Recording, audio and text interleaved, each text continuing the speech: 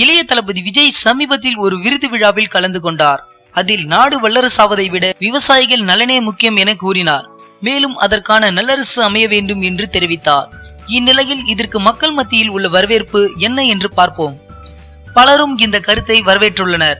மேலும் ஒரு நடிகனாக மக்கள் படும் கஷ்டத்தை எப்போது சரியான நேரத்தில் குரல் கொடுப்பவர் விஜய் அவர் மட்டும்தான் என்று கூறியுள்ளனர். இது மட்டுமின்றி ரஜினியை கருத்து கூறாத போது விஜய் தைரியமாக இது பற்றி பேசுவது வரவேற்கத்தக்கதுதான் என்றும் தெரிவித்துள்ளனர். விஜய் ரசிகர்கள் மட்டுமின்றி அஜித் ரசிகர்கள் பலரும் கூட இதற்கு ஆதரவு தான் தெரிவித்துள்ளனர்.